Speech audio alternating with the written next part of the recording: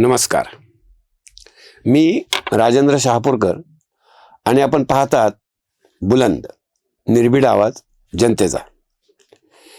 तर मित्रहो, म्हणजे सातारा जिल्हा परिषदेच्या निमित्तानं म्हणजे अध्यक्ष उपाध्यक्ष निवडणुकीच्या निमित्तानं जे काही सुरू झालेलं आहे भारूड, ते काय अजून थांबायचं नाव घेत नाही. म्हणजे काल विधानसभेत झालं, विधान परिषदेत त्यावर बरीच चर्चा झाली. म्हणजे बरं, पीठासीन उपसभापती ज्या होत्या डॉक्टर नीलम गोरे विधान परिषदेमध्ये, त्यांनी मिळालेल्या मोक्याचा फायदा घेत IPS अधिकाऱ्यासह अनेकांना बडतर्फ केले. तर विधानसभेत मुख्यमंत्री देवेंद्र फडणवीस यांनी चौकशीचे आदेश दिले. म्हणजे खरं तर राजकारणामध्ये शह प्रतिशह हे चालूच असतात. कुठलं उठतं कोण कुठे काढील याचा काही नेम नसतो. ते आपले राज ठाकरे यांनी नाही का मध्ये एकदा मोका सभी को मिलता है हा डायलॉग मारला होता, आठवत असेल ना. तर 2019 उद्धव ठाकरेंना मुख्यमंत्री होण्याचा मोका मिळाला. एकनाथ शिंदेंना सोबत घेऊन उद्धव ठाकरेंचा हिशोब करण्याचा मोका भाजपला मिळाला. आणि अजितदादांनी शरद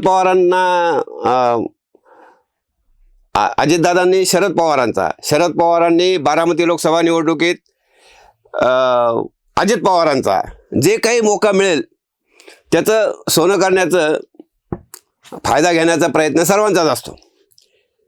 एकनाथ शिंदे आणि त्यांच्या चिरंजीवांनी कल्याण डोंबिवली महानगरपालिकेमध्ये त्यांच्या आणि भाजपचे संख्याबळ असल्यामुळे अडीच वर्षाचं जे महापौरपद मागत होते, तर ते मनसेला बरोबर घेऊन भाजपला धक्का दिला. त्यावेळी एकच सरकार, कॅबिनेटमधील सहकारी वगैरे हे काही आड आलं नाही. आता भाजपने जिल्ह्यात धक्के दिले आहेत. त्यातला हा एक सातारी धक्का म्हणावा लागेल. आता हेच पहा ना, म्हणजे एकनाथरावांचे म्हणजे त्यांच्या शिवसेनेचे काहीही त्यांनी चुकीचं केलं आणि त्यावर कुणी भाजपाने टीका केली की लगेच महायुतीचा हवाला दिला जातो. मित्रपक्षावर अशी टीका करणे योग्य आहे का वगैरे वगैरे म्हणत शिंदेप्रेमी मंडळी, त्याचबरोबर भाजप विरोधी जे लिब्रांडू आहेत ते बॉम्बाबॉम्ब सुरू करतात. आणि मंत्री शंभूराज देसाई ते असो की संजय शिरसाट असो, भाजप अडचणीत असल्याचे दिसताच काय काय मुक्ताफळ उधळतात हे काय मी सांगायला पाहिजे काय? बरं, कारण काय तर सुसंस्कृत भाजपला हे शोभत नाही. म्हणजे भाजपविषयी माझ्या मनात फार दिवसापासून तक्रार आहे, राग आहे म्हणा. तर म्हणजे बघा ना, 2017 मुंबई महानगरपालिकेमध्ये 84-82 असे संख्याबळ असताना, म्हणजे शिवसेनेचे 84 आणि भाजपचे 82 असे असून सुद्धा एखादं वर्ष आम्हाला द्या म्हणण्याची हिंमत सुद्धा भाजपने कधी दाखवलेली नाही. म्हणजे सत्तेवर जे होतं त्यावेळी फडणवीस सरकार, या सरकारसाठी ही आहुती दिली असं त्यावेळी भाजपवालेच सांगत होते. म्हणजे सद्गुण विकृती ही हा जो काही प्रकार आहे तर तो हा असा प्रकार आहे. बरं, मुंबई महापालिकेला आंदोलन देऊन सुद्धा शिवसेनेने भाजपला, त्यांच्या नेत्यांना शिव्या देणे थांबवले का? तर अजिबात नाही. शिवसेनेचे मंत्री त्या काळात राजीनामे खिशात ठेवून हिंडायचे. म्हणजे त्यांनी ते कधी काढले नाही बाहेर, पण आपले सांगत असायचे. 2014 ते 19 या 5 वर्षामध्ये एकत्र नांदत असताना शिवसेनेचा प्रचंड सासुरवाद सोसून सुद्धा 2019च्या निवडणुकीमध्ये उद्धवजींनी राजकीय व्यभिचार करीत उद्धवजींनी शरद काकांच्या कुशीत शिरलेच ना उद्धवजी. या संदर्भात मी कालच आमच्या एक संपादक मित्रांच्या बोलत होतो, संपादक मित्राशी. तर त्यांच्या म्हणण्यात मला तथ्य वाटले. विषय हाच होता सातारी. तर ते मला म्हणाले की 2019 नंतर मुख्यमंत्री देवेंद्र फडणवीस यांच्यात हा बदल झालेला दिसतो तुम्हाला. उद्धवजींनी दिलेली चोट एवढी जबरदस्त होती, घायाळ करणारी होती, आणि मग त्यांनी जशाच तशा पद्धतीचं राजकारण सुरू केलं. म्हणजे प्रस्थापित राजकारणाने ही वेळ त्यांच्यावर आणली असं या संपादकांचं म्हणणं होतं. आता ते कोणाला सोडत नाही. म्हणजे फडणवीस आता कोणाला माफ करायला तयार नाहीत, सोडायला तयार नाहीत.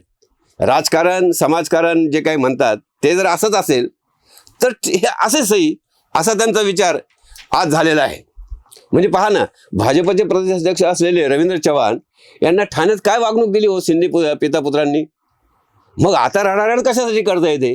म्हणजे धाराशिव जिल्हा परिषद चे जे अध्यक्ष पदाची निवडणूक झाली ही एक लिटमस टेस्ट होती. तत्पूर्वी कुर्डुवाडी नगरपालिकेच्या निवडणुकीच्या निमित्तानं एकनाथ शिंदे आणि शरद पवार यांची होत असलेली जवळीक हे दिसतच होती ना भाजपला. म्हणजे पवारांचे म्हणून ओळखणारे शशिकांत शिंदे हे एकनाथ शिंदेंच्या जवळचे झाले होते. म्हणजे मनोज जरांगेंनी फडणवीसांवर पातळी सोडून केलेली टीका शंभू देसाईंना मराठवाडा शैली वाटत होती. शरद पवारांच्या राष्ट्रवादीचे प्रदेशाध्यक्ष शशिकांत शिंदे यांना सोबत घेऊन पालकमंत्री शंभू देसाई यांनी भाजपला साताऱ्यात रोखण्याचा डाव रचला होता. आता तो जर यशस्वी झाला असता तर त्याचा म्हणजे तो प्रकार राज्यामध्ये इतर ठिकाणी केला जाऊ शकला असता. पण भाजपच्या नेत्यांनी हा मनसुबा उधळून टाकला आणि म्हणजे हा कल्याण डोंबिवलीचा एक बदला म्हणता येईल. हा साताऱ्याचा जो प्रकार झाला हा कल्याण डोंबिवलीचा बदला घेतला असं म्हणता येईल. शेवटी बोया पेड़ बबुल का आम का असे आहे हे खरंच आहे ना.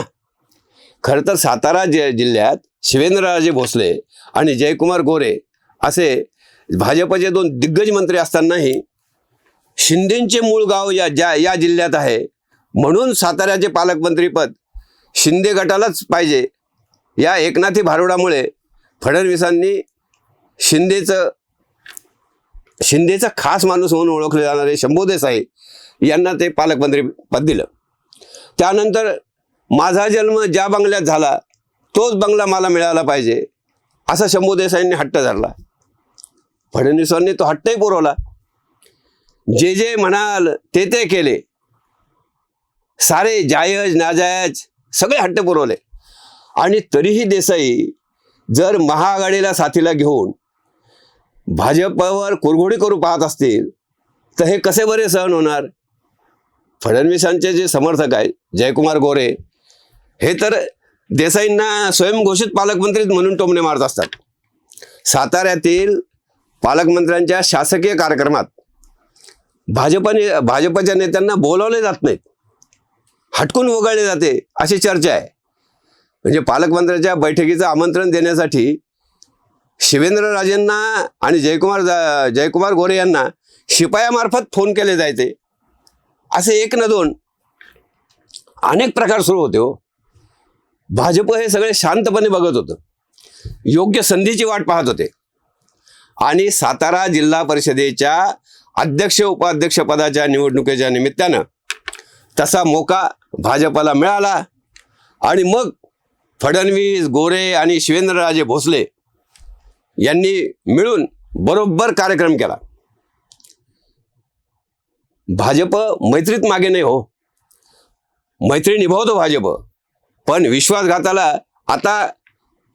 झाला तर त्याची सव्याज परतफेड करतो हेच साताऱ्याच्या निमित्तानं फडणवीस यांनी दाखवून दिलेलं आहे.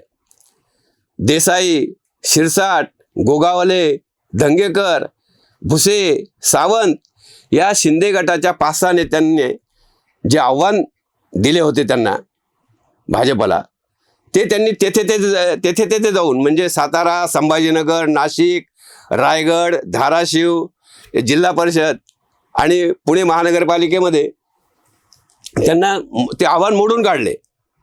आणि आता पुन्हा भाजपला आव्हान देण्याच्या भानगडीत या लोकांनी पडू नये अशी अपेक्षा जर कोणी करत असेल तर ते चुकीची कशी म्हणता येईल.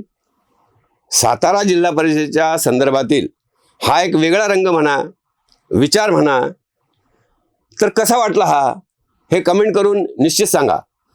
व्हिडिओ आवडला असेल तर शेअर करा आणि मुख्य म्हणजे हे चॅनलला सबस्क्राईब करावं. धन्यवाद.